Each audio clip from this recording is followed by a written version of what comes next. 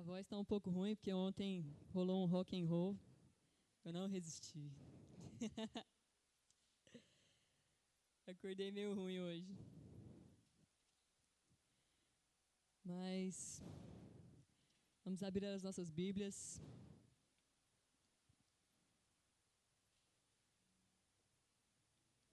Aí em João, capítulo 21.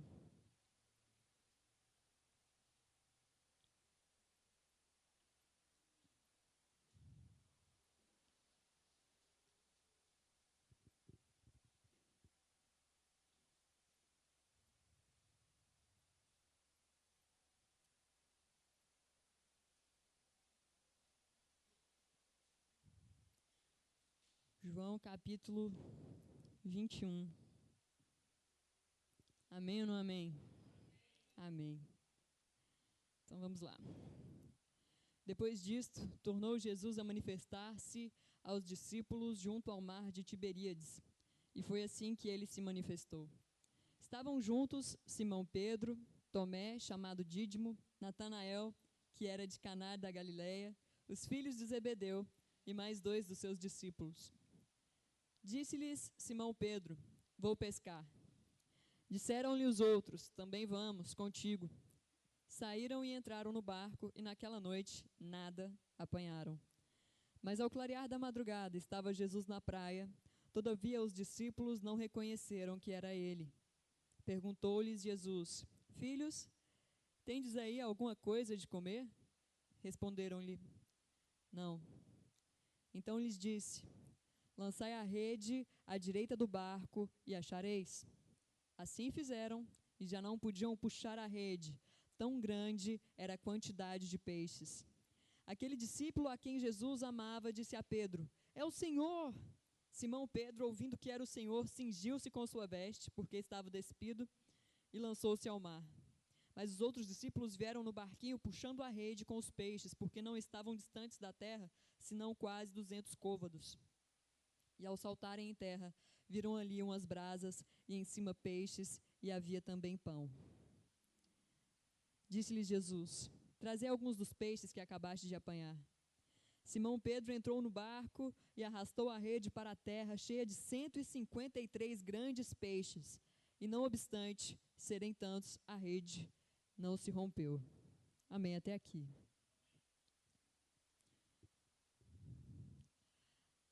Essa passagem narra uma das aparições de Jesus depois que ele ressuscitou. A Bíblia fala que após Jesus ter ressuscitado, ele apareceu ainda durante 40 dias aos seus discípulos. E aqui foi a terceira vez que ele apareceu aos discípulos. Jesus que andou com esses homens durante 3 anos, esses homens que agora se achavam desamparados, esses homens que andavam com Jesus quase 24 horas por dia. João deitava a cabeça no peito de Jesus e escutava as batidas do seu coração. E agora o mestre havia ido embora. Mas, sabendo que os discípulos teriam dificuldades, Jesus apareceu pela primeira vez a Maria Madalena, ali enquanto ela chorava na porta da cova. E ela contou para todos os discípulos que Jesus havia ressuscitado. Ninguém acreditou nela.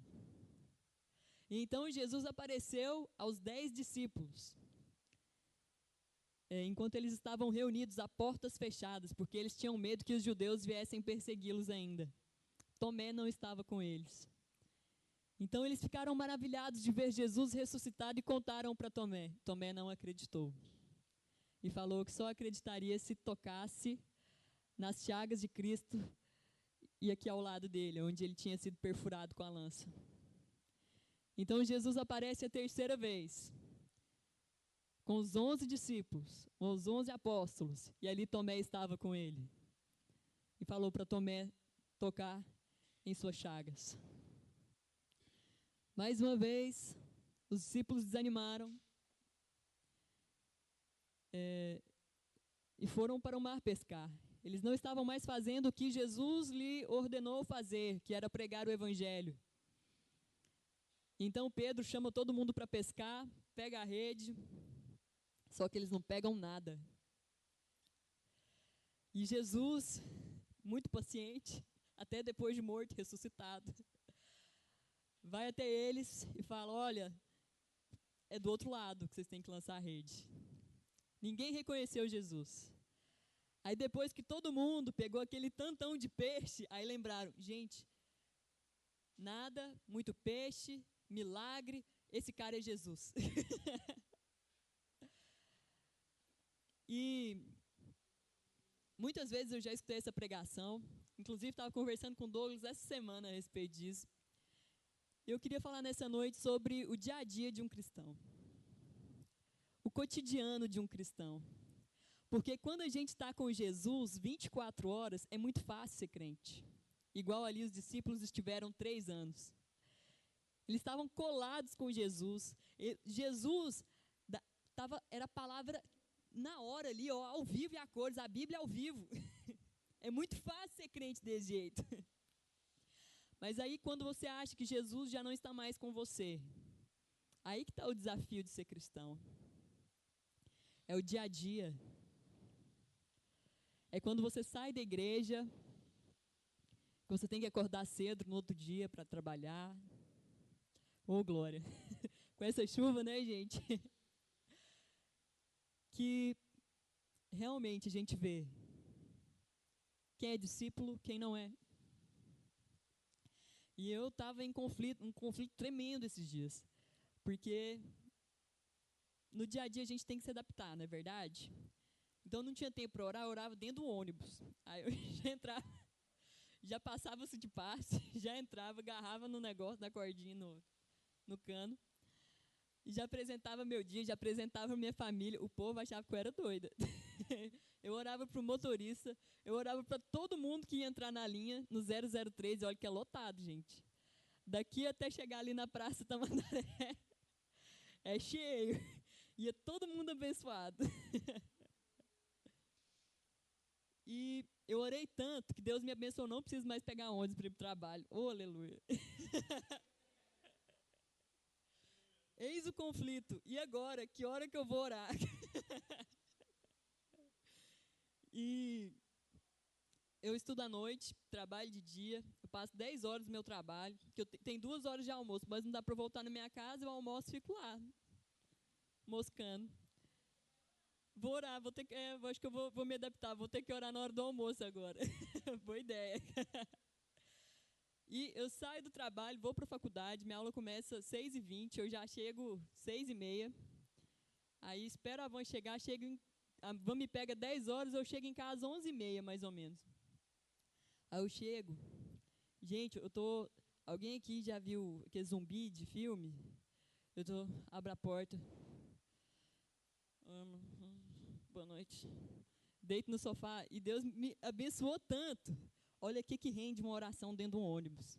Que meu marido é tão abençoado. Oh, aleluia. Que eu deito no sofá e ele pergunta o que eu quero comer na janta. 11h30. Olha só, gente, o que rende uma oração. E ele faz e fica uma delícia. Faz pizza de frigideira, faz omelete, faz miojo. Esse menino é uma bênção.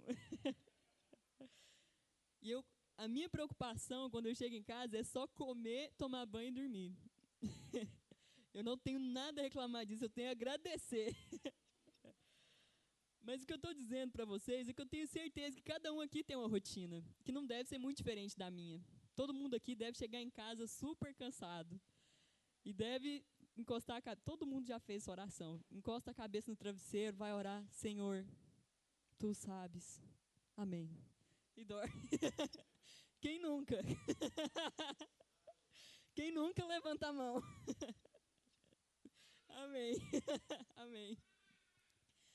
E porque esse é o verdadeiro desafio. Esse é o desafio de ser cristão.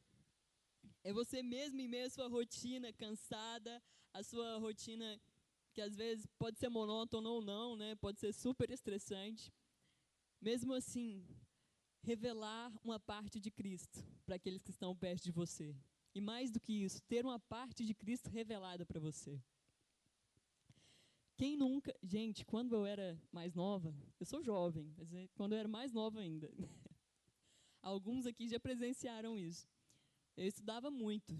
Hoje nem tanto, mas antigamente eu estudava muito. Porque minha mãe falou para mim que só ia ficar rica se eu estudasse. Aí eu estudava. E eu chegava na igreja, a gente congregava em outro lugar. A gente congregava numa igreja que tinha várias pilastras, assim, no meio da igreja. Eu chegava, cantava na hora do louvor. A hora que... Gente, era só fazer a oração para a palavra. Eu sentava, eu encostava na pilastra, eu dormia do começo até o fim da pregação. Minha mãe ficava com vergonha de mim, ficava me sacudindo. O Murilo, coitado, ele faltava me estapear para ver se eu acordava, e nada. Então, na época, eu acho que é porque eu era meio sonolenta mesmo, mas de tão cansada que eu ficava. E mesmo assim, eu não arredei o pé. Continuei firme com Jesus, mesmo dormindo no culto. O que eu quero dizer são apenas alguns exemplos, pelo menos meus, né, de o que poderia ter sido quando Jesus não estava mais. E o que eu fiz a respeito disso? O que você faz a respeito disso? O que você faz para manter a sua vida espiritual quando você não está na igreja? Eu adotei algumas técnicas que eu vou compartilhar com vocês hoje, porque a gente tem que falar do que a gente vive, não é verdade? Pode parecer simples, até muito simples, porque tem muita gente aqui que tem a me ensinar. Aliás, todos têm a me ensinar. E eu falar aqui já me dá um nervoso, e falar disso ainda. E ali, da mesma forma como Tomé, ele precisou tocar em Jesus, precisou ver, ele fala, se eu não ver, eu não creio.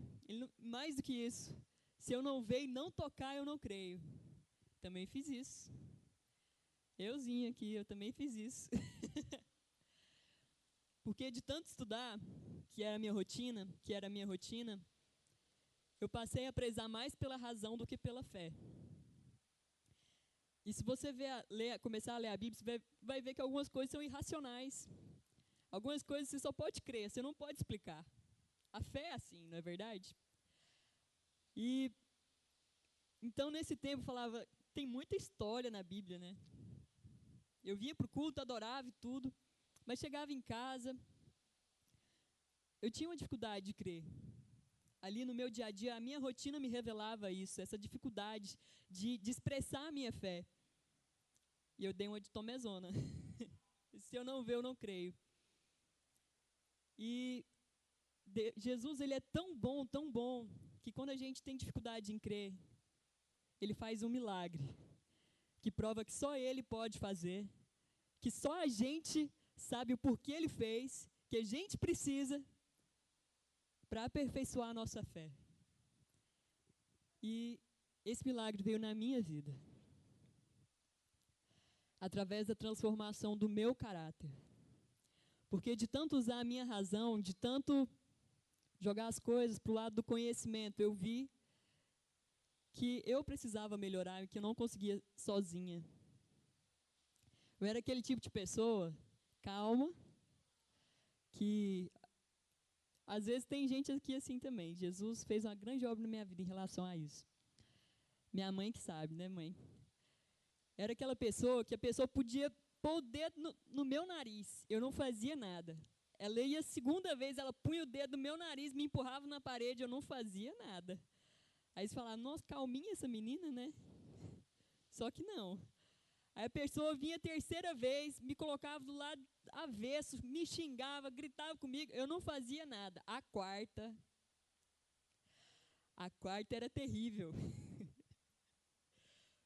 Porque aí, sem levantar a voz, eu sentava o caboclo do meu lado. Falava, vamos conversar? E ali eu descia tudo que eu guardei ali, igual caixa de gordura, né? Você vai guardando, uma hora explode. E tudo que eu guardei, que eu tinha guardado ali, eu falava. E isso começou a afetar os meus relacionamentos. Porque esquecer não é perdoar. Esquecer é se jogar por baixo do tapete. E isso começou a me afetar, começou a afetar os meus relacionamentos, passei muita vergonha por causa disso. E começou a afetar o meu trabalho. E eu pedi a Deus para me mudar, porque eu não conseguia sozinha. E Ele me mudou. Glória a Deus, né? E Ele me sarou, revelou as minhas feridas, como elas foram geradas, o que elas estavam gerando. E Ele revelou que só Ele podia curar. E Ele assim o fez. Pá, na cara de Tomé. O interessante é que todo mundo crucifica Tomé porque ele quis ver. Mas ele viu. Então, se você quiser ver e tocar na ferida, você também pode. Eu fiz isso. E quando Deus ele fez esse milagre na minha vida, eu passei a crer mais. Claro, eu tive a minha vida transformada, eu fui um alvo de milagre.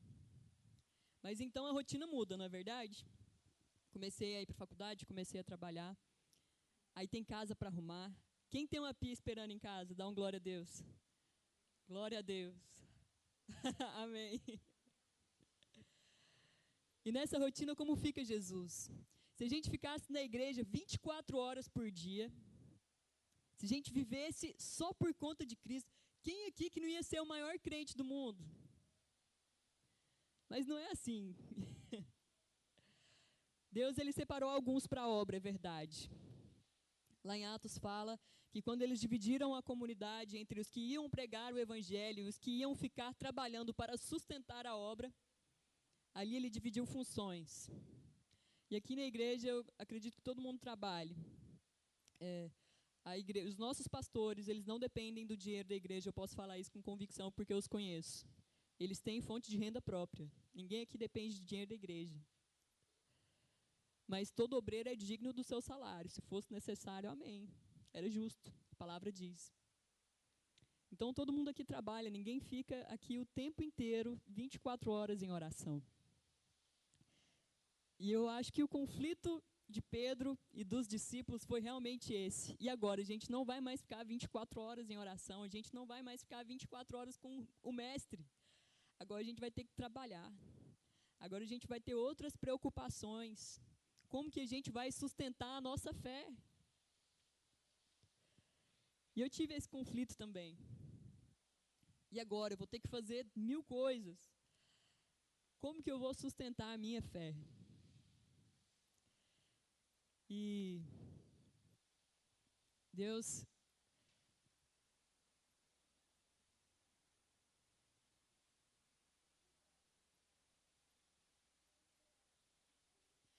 ele se revela de várias formas a nós, não é verdade? E eu comecei a ler a Bíblia no celular, instalei o aplicativo no celular. Aí eu ia saculejando, aí para a faculdade eu vou de ônibus, aí eu ia saculejando e lendo. E ali Deus ia falando comigo, e a minha vida ia sendo edificada, a minha vida ia sendo transformada. E eu chegava no outro dia no trabalho, e eu acredito nisso, que adoração é um estilo de vida, não só um estilo de música. É uma forma de você revelar Jesus àqueles que estão perto de você. E a minha oração era sempre essa, lá o que diz Paulo em Coríntios, que eu nunca esqueci essa palavra, que quem eu vi da primeira vez da boca da Érica, num culto lá no quintal da minha casa, que ela disse que nós, leu a palavra lá em Coríntios, dizendo que nós somos carta escrita, não com tinta, mas com o Espírito Santo de Deus. E a minha oração diariamente é essa, que eu seja carta escrita, não com tinta, mas com o Espírito Santo de Deus. Que eu seja enviada a todo aquele que precisa, que eu seja enviada a todo aquele que necessita, e que Deus seja revelado através da minha vida. E foi aí que eu achei Jesus. Foi aí que eu achei Jesus na praia. Foi aí que eu achei Jesus para tocar nas suas chagas. Foi aí que ele se revelou a mim. Porque eu vi o impacto que um cristão pode fazer onde ele está. E ali onde eu trabalho, é uma bênção o meu trabalho. Eu sempre cito aqui na igreja. E ali onde eu trabalho, eu vi a diferença que as pessoas viam na minha vida. Porque o mundo ele tem uma visão estigmatizada do cristão. Não tenho nada contra, mas as pessoas pensam que crente é aquele que tem o cabelo lá no tornozelo, que não depila, que tem o sovaco cabeludo, que acha que tudo não pode. Não é verdade? É verdade. Que acha que nada pode e que é chato. Ainda tem essa. E lá no meu trabalho, eu vi que essa visão foi quebrada. Porque à medida que a minha oração ela ia se concretizando, eu vi as pessoas se interessando. As pessoas chegam em mim hoje para pedir conselhos, para pedir oração. E lá no corredor do meu trabalho, às vezes na hora do almoço, eu estou orando com alguém. As pessoas chegam para falar comigo chorando. Coisas que eu não... Pessoas que eu não imaginava. Aquelas pessoas do coração mais, sabe, aquela da cara mais fechada. As pessoas chegarem chorando. Porque sabem que há um Deus que faz a diferença. Que há um Deus que gera o sorriso verdadeiro. Que há um Deus que gera em nós a paz que excede todo entendimento. Que gera em nós a alegria que é a nossa força. Porque, graças a Deus, eles estão vendo uma igreja se levantar naquele lugar. Eles estão vendo a diferença que Deus tem feito na vida delas e que pode fazer naquele lugar inteiro, em nome de Jesus. Jesus na praia. Jesus conosco dia a dia. Se a gente não pode orar o tempo inteiro, amém, a gente se adapta. Enquanto eu estou ali, Senhor, eu preciso de um fornecedor. Eu trabalho com compras. Senhor, eu preciso de um fornecedor. Providencia, Pai, que isso é difícil de achar. Me mandar comprar esses dias foi o quê? Foi pallet. Não tem um lugar em Goiânia que vende, querido, descobri. Que tem CND boa, orei, achei. Glória a Deus.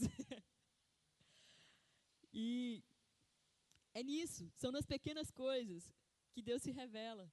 São nas pequenas atitudes, nos pequenos momentos do nosso dia a dia que Jesus se revela para nós e através de nós. É isso que é ver Jesus na praia. É ver que a gente não está sozinho. É ver que por mais que a gente é falho, às vezes a gente é covarde. Às vezes a gente é incrédulo e precisa que a nossa fé seja aperfeiçoada. Por mais que haja tudo isso, Jesus, ele não nos abandona. Mesmo que ele já tenha morrido e ressuscitado, mas ele não nos abandona. Ele deixou o Espírito Santo aqui para isso. Para que nós não estivéssemos sós em momento algum. E foram breves palavras. Eu acho muito mais fácil cantar. Mas eu queria convidar você nessa noite a um momento de reflexão.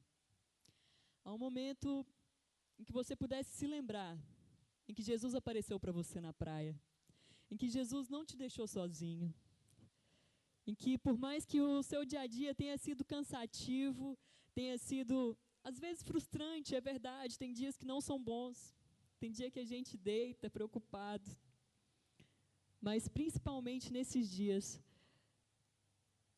como Jesus se revelou para você na praia. Como Jesus se revelou para Pedro, ele tem se revelado para nós diariamente.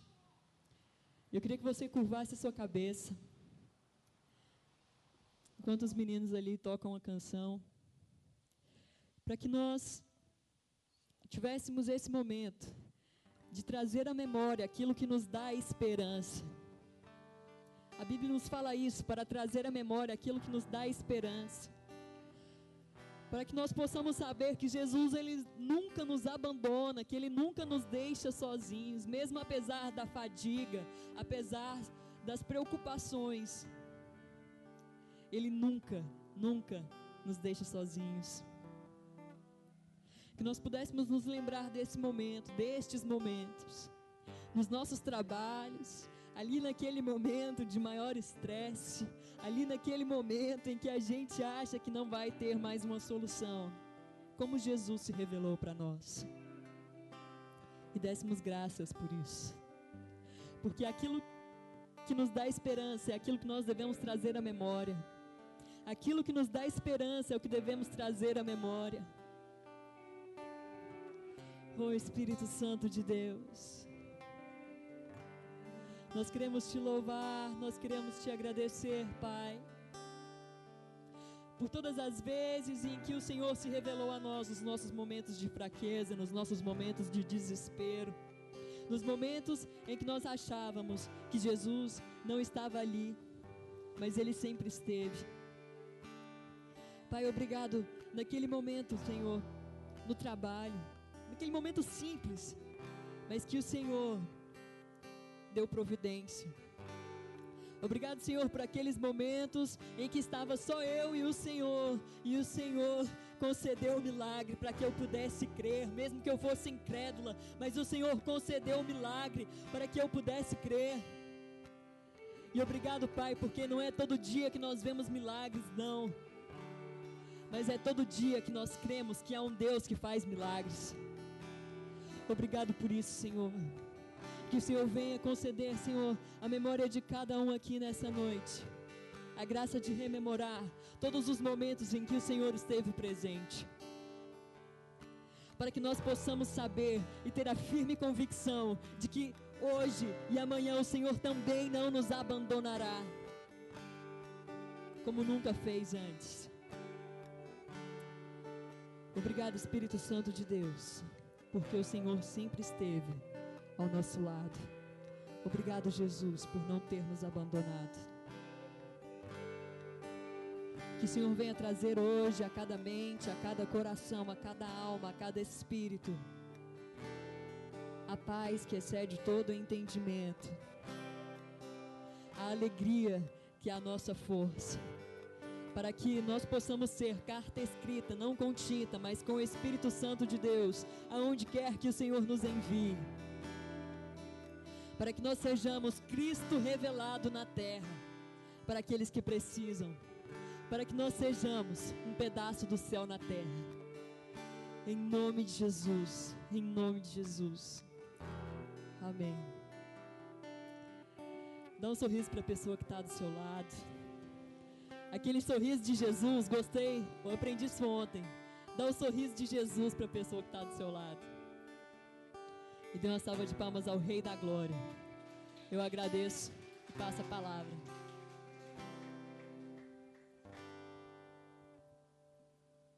Irmãos, eu quero aproveitar a deixa do que a Natália falou, não para exaltar a minha vida, a pastora Ditinha, nem o pastor Marcelo, mas porque a igreja, ela precisa conhecer os pastores que eles têm. O pastor Marcelo, o Senhor que aposentou. Deus falou 3 anos ou 4 anos atrás, queria aposentar ele para a obra. E Deus permitiu que ele sofresse, que ele passasse por uma cirurgia no coração, e que ficasse uma veia sem desentupir, para que ele pudesse ser aposentado, e Deus falou que depois curaria ele. Eu me formei em pedagogia, está aqui a minha cunhada, a Ditinha sabe, trabalhei na área de educação, tinha meu salário, Deus falou para mim que ia fechar as portas para mim, e Deus já sabia, porque o Marcelo ia aposentar e nós iríamos caminhar juntos na obra. A pastora Ditinha também, Deus levantou para essa obra. Deus nos uniu dentro do quintal da casa dela, com um propósito. O Marcelo, ele é economista. Eu falo que Deus, quando levantou essa obra, Ele levantou ela completa. Ele colocou um economista, colocou uma pedagoga, que eu já trabalhava com as crianças desde outros ministérios. Levantou com o ministério de louvor. E Deus, Ele gosta das coisas organizadas. Deus, Ele gosta das coisas perfeitas, com excelência. Todas as vezes que o Senhor me colocava para fazer um projeto, para trabalhar com o IBF, com as crianças, eu fazia o projeto, apresentava para Deus, eu sustentava o projeto. Eu não tirava 1 centavo do caixa da igreja para fazer esse projeto, igreja. Porque Deus, Ele é Deus. Mas nós temos que ser organizados, nós temos que fazer o projeto, apresentar para a igreja. Entendeu? Eu estou falando isso porque quero puxar o que o Cristiano falou. Quando as coisas são bem organizadas, projetadas, sentadas, conversadas, tudo sai perfeito. Eu creio que o próximo evento que o Cristiano fizer vai ser com mais excelência ainda. Porque nós sabemos que o coração dele é bom e está voltado para isso. Amém? Então, tudo que vocês quiserem fazer na igreja, vocês são membros. Chega, apresenta o projeto, fala, olha aqui, ó, eu estou com esse projeto, vamos orar nele. Amém? O Marcelo é aposentado, mas é dizimista fiel da igreja. Nós somos dizimistas da igreja. Todos os meninos são dizimistas da igreja. Porque nós sabemos que a obra do Senhor, ela precisa ser sustentada. E graças a Deus nos levantou aqui, todos, né, para que essa obra pudesse. E o Marcelo, isso aí ele faz com excelência. Eu conheço, a pastora Ditinha conhece, ele faz com excelência. A tesouraria, as finanças da igreja é com excelência, nós nunca ficamos devendo nada. Hoje o Marcelo foi lá pagar o aluguel, no dia certinho. Água, luz, tudo é organizado. Todas as coisas, vocês quiserem, vocês estão abertos. Isso é aberto para a igreja. Pega o caderno, fala assim ao pastor Marcelo, me mostra o caderno, eu quero ver como é que está ali o registro, eu quero ver os gastos da igreja. Está aberto para a igreja, isso é lei, é aberto para a igreja. E o Marcelo está, né, já, nós estamos, a igreja tem que pagar o ar-condicionado, nós estamos organizando, providenciando, mas nós já estamos pensando que essa porta vai abrir e vai ser alugado o barracão aqui do fundo. Por causa do Ministério das Crianças, não pode parar.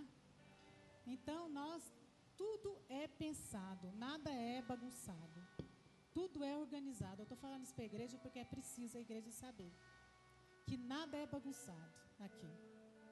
Então, o projeto é agora de abrirmos no fundo e abrir o Ministério Infantil, dos meninos estar organizando lá para fazer reunião, vai ter o gabinete dos pastores, né? Então, é necessário que haja esse livro. Nós alugamos esse salão aqui porque tem o barracão no fundo, senão nós não teríamos alugado aqui. Amém?